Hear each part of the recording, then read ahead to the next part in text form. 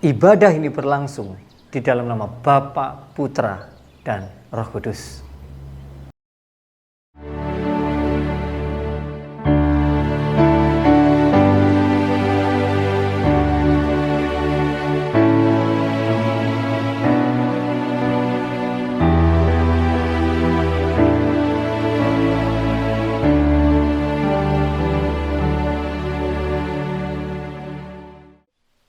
Tuhan beserta saudara sekalian. Bapak Ibu Saudara yang dikasihi Tuhan, hari ini kita akan bersama-sama menghayati apakah Yesus Kristus masih sebagai imam besar, satu-satunya imam besar di tengah keluarga kita. Saya akan melandasi dari Ibrani 9 ayat yang 11. Tetapi Kristus telah datang sebagai imam besar untuk hal-hal yang baik yang akan datang. Ia telah melintasi kemah yang lebih besar dan yang lebih sempurna yang bukan dibuat oleh tangan manusia. Artinya yang tidak termasuk ciptaan ini. Jemaat yang dikasihi oleh Tuhan Yesus Kristus, mari kita berdoa, kita datang kepadanya untuk mengakui segala kesalahan dan dosa-dosa kita. Tuhan Allah Bapa kami datang kepadamu ya Tuhan untuk mengaku setiap kesalahan dosa-dosa kami. Kami sebagai keluarga yang seharusnya mengalaskan dan mendasarkan keluarga kami di dalam Tuhan, tapi justru kami melenceng atau bahkan mengindahkan apa yang menjadi perintah dan kehendak-Mu. Sebagai istri, sebagai suami, sebagai anak, sebagai orang tua, sebagai kakek, nenek, paman, tante, ponakan, cucu, dan lain-lain. Tuhan, ampuni kami dan layakan kami kembali. Layakkan kami kembali Tuhan untuk datang kepadamu sebagai sebuah keluarga yang mau terus mengalaskan diri kami hanya kepada Tuhan saja. Sebagai sebuah keluarga yang mau mengarahkan hati kami kepada Tuhan. Tuhan, inilah doa-doa kami. Dalam nama Tuhan Yesus Kristus, kami berdoa dan mengucap syukur selalu. Haleluya. Amin. Jemaat yang dikasihi oleh Tuhan Yesus Kristus, bagi kita semua yang telah mengakui segala kesalahan dan dosa-dosa kita di hadapan Allah, telah tersedia berita pengampunan dosa yang diambil dari Wahyu 20 ayatnya yang ke-6. Firman Tuhan berkata, berbahagia dan kuduslah ia yang mendapat bagian dalam kebangkitan pertama itu. Kematian yang kedua tidak berkuasa lagi atas mereka. Tetapi mereka akan menjadi imam-imam Allah dan Kristus. Dan mereka akan memerintah sebagai raja bersama-sama dengan dia 1000 tahun lamanya. Demikianlah berita anugerah dari Tuhan. Salam damai untuk kita semua.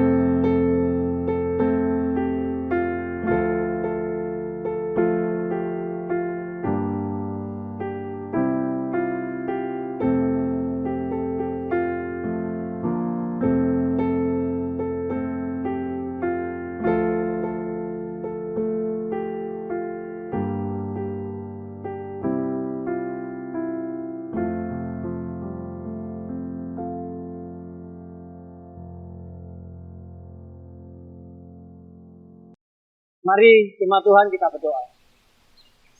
Ya Tuhan, kami sungguh bersyukur kepadamu. Karena tanpamu dalam kehidupan keluarga kami menjadi keluarga yang tanpa arah. Tapi sejak Engkau ada di dalam keluarga kami, maka kini kami memiliki kehidupan yang penuh dengan harapan.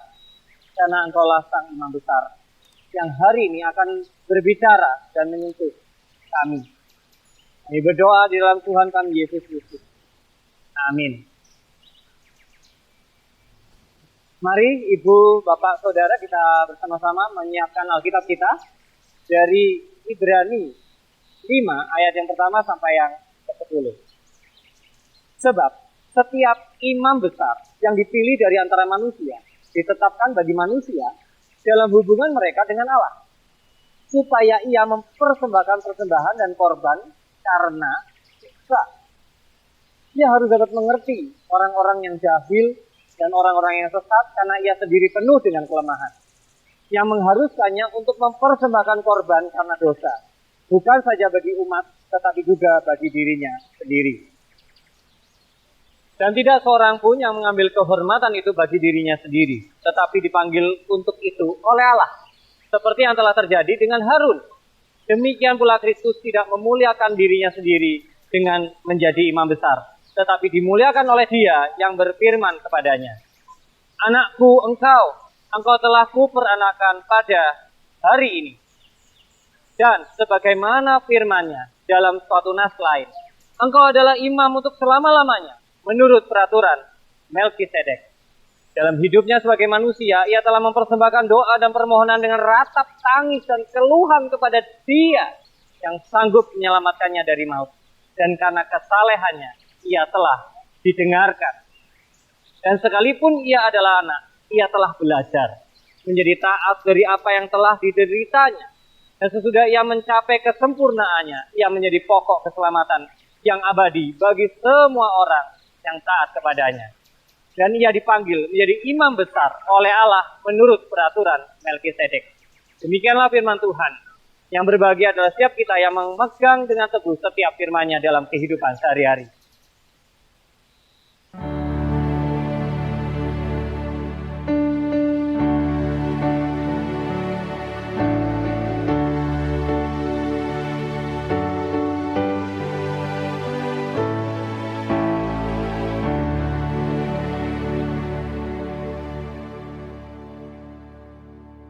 Untuk memantapkan kita semua memahami tentang arti dari imam besar di dalam tradisi Yahudi, maka Bapak Ibu Saudara, siapakah imam besar di dalam konteks saat itu? Yang pertama, dia adalah manusia biasa, namun mereka adalah keturunan Lewi. Siapakah Lewi? Lewi adalah penjaga tabut perjanjian. Tabut perjanjian yang adalah berisi 2 loh batu yang berisi 10 perintah Allah, yang dibawa kemana-mana oleh bangsa Israel ketika mereka masih berpindah dari satu ke tempat yang lain. Jadi keturunan Lewi ini, para imam besar, mereka tidak memiliki pusaka berupa tanah, karena mereka adalah penjaga bait Allah. Itu yang pertama. Yang kedua, ia adalah manusia yang biasa, artinya dia adalah manusia yang lemah. Sekaligus harus berbeda dengan manusia yang diwakilinya. Tentu artinya mereka akan lebih berkualitas dan memahaminya bahwa mereka adalah orang-orang yang kudus. Kudus adalah yang dikhususkan. Mengapa kudus? Karena mereka bertugas untuk menghadap ke Tuhan, karena Tuhan yang kudus di ruang maha kudus. Namun bukan berarti mereka sempurna.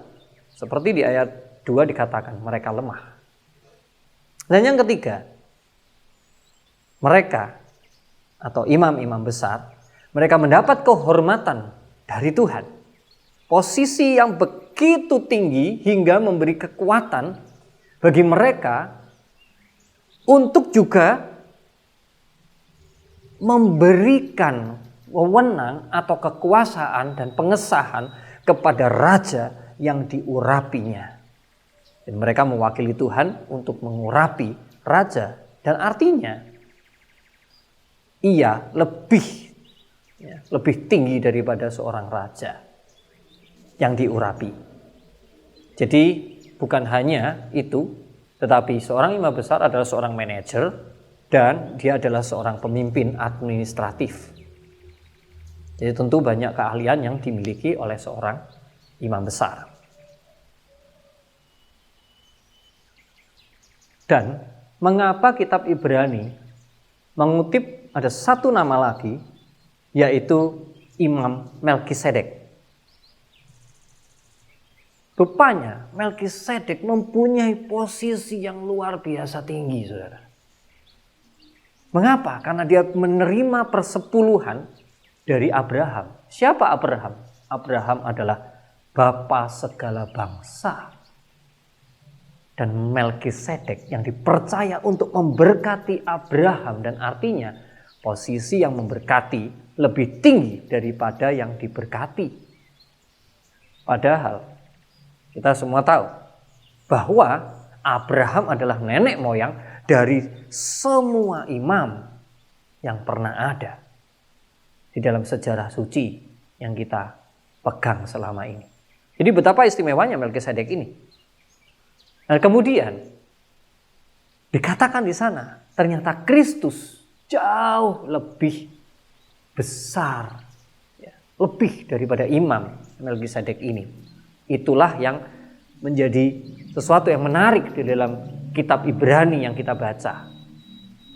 Hal ini menjadi jelas mengapa kitab Ibrani menulis tentang Imam Melkisedek.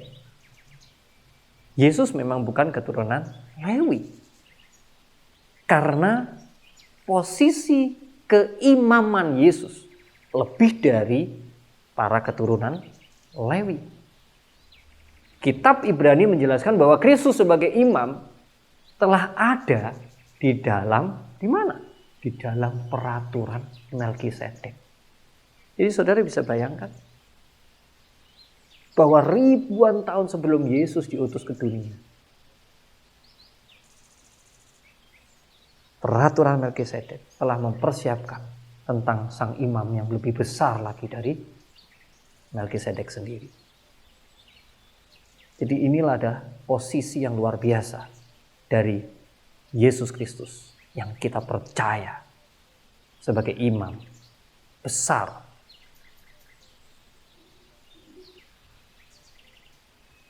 Dan kini, apa yang menjadi keistimewaan Yesus sebagai imam? Kalau imam pada umumnya, termasuk Melkisedek, lebih cenderung mewakili manusia kepada Tuhan. Menempatkan diri mewakili manusia menghadap ke Tuhan. Sementara Yesus, dia bukan hanya mewakili manusia, tetapi dia juga sekaligus mewakili Allah. Mengapa? Karena dia adalah anak Allah. Jadi Yesus, dia adalah 100% ilahi dan dia juga adalah 100% manusia. Bukankah itu menjadi ciri khas pengajaran dari kita kaum Calvinis? Jadi dia tidak memintakan ampunan seperti imam, saudara, dalam tradisi Yahudi tadi yang sudah saya jelaskan. Tetapi melalui dia, melalui Yesuslah, justru dosa direngkuh dan maut dikalahkan. Jadi ampunan dan keselamatan menjadi sebuah anugerah yang besar. Katakan sola gratia bagi kita dan segenap keluarga kita. Tentu hanya ada satu imam besar yang seperti ini. Dan itu hanya Yesus. Tidak ada imam yang lain. Jadi saudaraku, tidak perlu lagi ada manusia semenjak Yesus sudah hadir. Tidak ada lagi manusia. Saya, seorang pendeta yang sehebat apapun yang ada di dunia ini, yang mewakili sesamanya. Dan tidak ada lagi yang lebih istimewa dan atau yang ditinggalkan begitu saja. Jadi tidak ada yang ditinggikan, tidak ada yang ditinggalkan. Karena semuanya menjadi sangat berharga satu sama lain. Mengapa, saudara? Salah satu ciri khas pengajaran yang kita imani bersama di dalam tradisi reformis gereja-gereja seperti kita, GKI. Karena kita semua adalah imam atau imamat rajani. Namun, kita tidak lebih tinggi dari sang imam besar, yaitu Yesus. Jadi tidak ada lagi perwakilan-perwakilan yang ada di dunia ini. Tidak ada imam yang lebih kecil dan tidak ada imam yang lebih besar. Seorang jemaat yang duduk di bangku gereja, dia juga seorang imam di hadapan Tuhan. Seorang pendeta yang berkhotbah, dia seorang imam. Majelis, dia seorang imam.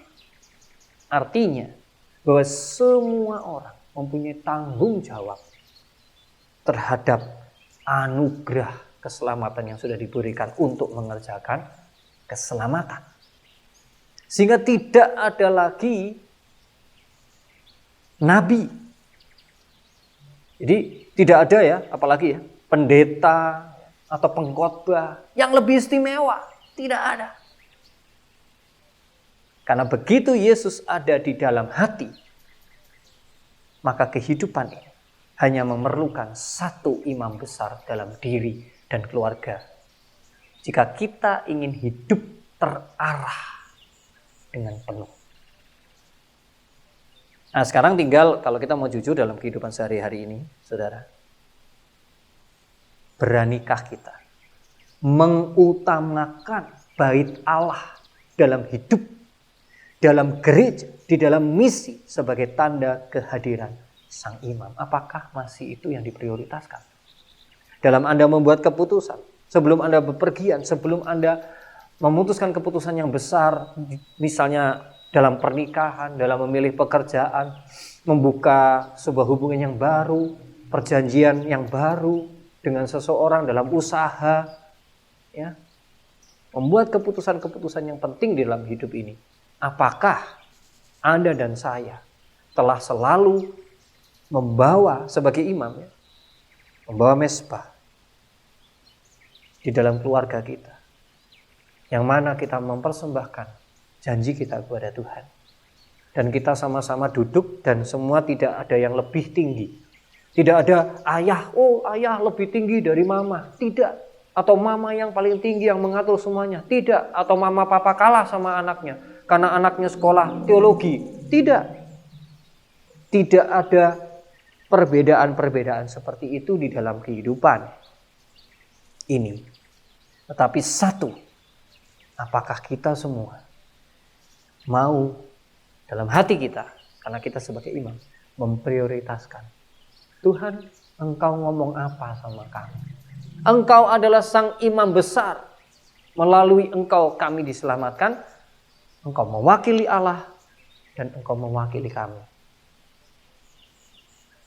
Jadi mari saudara, di bulan keluarga yang indah ini, kita tetapkan kembali, kita kokohkan kembali posisi Kristus sebagai imam besar keluarga kita. Kiranya Tuhan memberkati kita.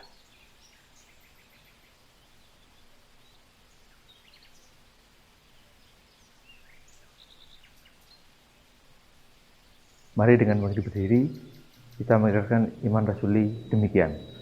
Aku percaya kepada Allah, Bapa yang Maha Kuasa, Khalik langit dan bumi, dan kepada Yesus Kristus, anaknya yang tunggal Tuhan kita, yang dikandung daripada Roh Kudus, lahir dari anak darah Maria, yang menderita sengsara di bawah pemerintahan Pontius Pilatus, disalibkan, mati dan dikuburkan, turun ke dalam kerajaan maut. Pada hari yang ketiga, bangkit pula dari antara orang mati, naik ke surga, duduk di sebelah kanan Allah, Bapa yang Maha Kuasa, dan dari sana ia akan datang untuk menghakimi orang yang hidup dan mati. Aku percaya kepada Roh Kudus, gereja yang kudus dan am, persekutuan orang kudus, pengampunan dosa, kebangkitan orang mati, dan hidup yang kekal. Amin. Silakan duduk. Mari keluarga Kristus kita berdoa. Tuhan, kini kami kembali sujud di hadapan-Mu sebagai keluarga. Dan kami belajar jujur di hadapan-Mu Tuhan.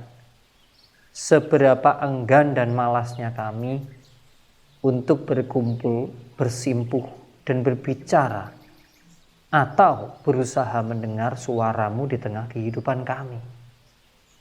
Maka kami berdoa untuk setiap keluarga yang kami kenal. Ajar kami untuk dengan tekun menaikkan doa. Agar setiap keluarga tetap berusaha berjuang untuk menegakkan kembali bahwa Yesus Kristus adalah Sang Imam Besar di tengah keluarga mereka. Demikian juga kami sebagai Gereja Kristen Indonesia yang adalah menjadi satu keluarga. Tuhan, ingatkan kami terus sebagai pemimpin, sebagai aktivis, sebagai jemaat, untuk juga selalu meletakkan Kristus pada tempat yang termulia di dalam kehidupan dan berkeputusan. Demikian juga di dalam kami, anak-anak Tuhan yang menjadi para pemimpin gereja dan juga mereka yang masuk di dalam jabatan-jabatan penting di tengah masyarakat dan juga pemerintah. Ajar kami semua terus memperkuat telinga hati kami dan iman kami untuk mengetahui apa yang imam besar inginkan di dalam kehidupan kami. Inilah doa kami yang kami satukan bersama doa yang Engkau ajarkan. Bapa kami yang di surga, dikuduskanlah nama-Mu. Datanglah kerajaan-Mu, jadilah kehendak-Mu di bumi seperti di surga. Berikan kami pada hari ini makanan kami yang secukupnya, dan ampunilah kami akan kesalahan kami, seperti kami juga mengampuni orang yang bersalah kepada kami. Dan janganlah membawa kami ke dalam pencobaan, tetapi lepaskanlah kami dari yang jahat. Karena Engkaulah yang mempunyai kerajaan dan kuasa dan kemuliaan sampai selama-lamanya. Amin. Jemaat yang dikasihi oleh Tuhan Yesus Kristus, ini tiba saatnya bagi kita untuk mempersembahkan persembahan bagi Tuhan Allah Sang Pemelihara dan kehidupan kita. Lihat, yang akan melandasi persembahan kita pada hari ini diambil dari 1 Petrus 2 ayatnya yang kelima. Firman Tuhan berkata, "Dan biarlah kamu juga dipergunakan sebagai batu hidup untuk pembangunan suatu rumah rohani, bagi suatu imamat kudus, untuk mempersembahkan persembahan rohani yang karena Yesus Kristus berkenan kepada Allah."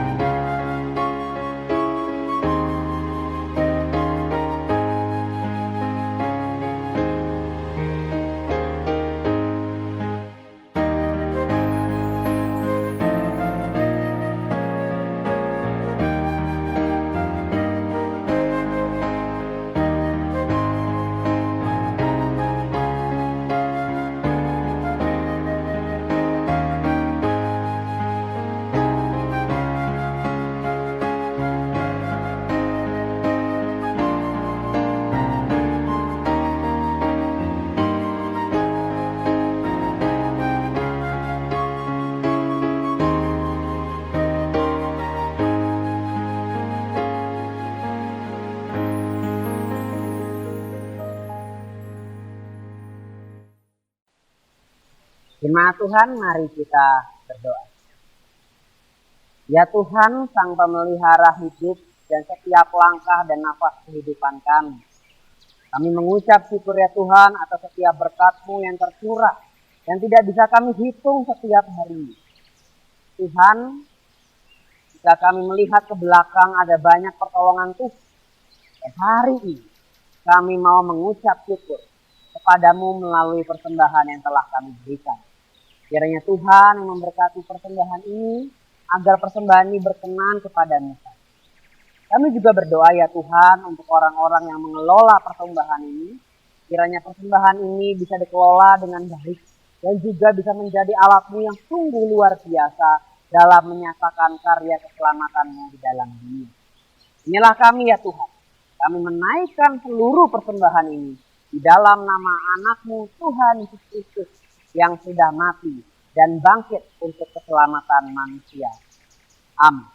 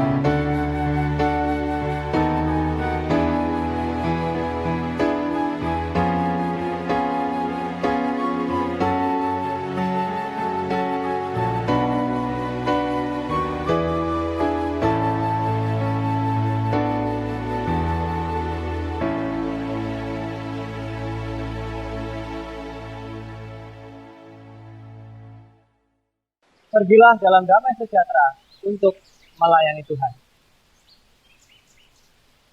Terimalah berkat dari Tuhan. Allah sumber kehidupan dan pengharapan. Dialah yang akan menjadi imam besar bagi kehidupanmu dengan mencurahkan berkat-Nya, kasih-Nya, damai sejahtera hari ini sampai selama-lamanya.